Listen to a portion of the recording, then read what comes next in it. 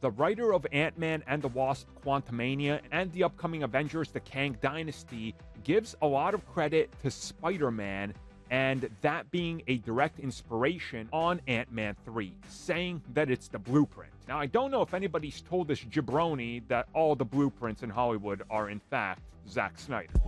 Citation needed. So this comes at us directly from Special Effects Magazine, where the writer was talking up the, well, let's just be general, the approach to tackling Ant-Man and the Wasp: Quantumania, and how much of a pivot compared to the first two Ant-Man films there is in the third entry. And he says the blueprint while looking across all the MCU films was to follow Spider-Man, where the third film really wanted to do something different, something more personal, something horrible, something horrific, and give us something that is unlike the last two films that came before it.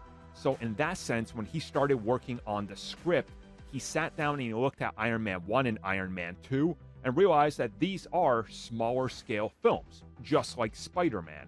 So when they got to Spider-Man 3, he goes, well, they really went out of their normal comfort zone.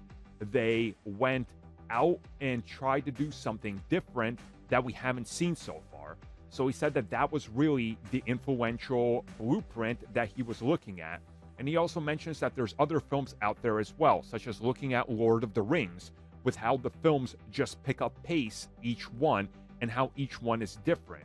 And saying that there's obviously other heavy hitters out there, Captain America and Thor, but those films still don't go as big as Spider-Man or as Ant-Man 3. So the direct influence will be seen in terms of comparisons to how much is being put on the line, how personal it is, and just how different the film is going to feel when you watch the trilogy back to back. And again, there is something in this to really think about and look at in terms of the bigger picture here. Because if Ant-Man 3 would have just been another small-scale, no pun intended, entry in the franchise, I think a lot of people would honestly kind of blow it off, right? But they are directly telling us, like Spider-Man, like the multiverse, this is a big deal.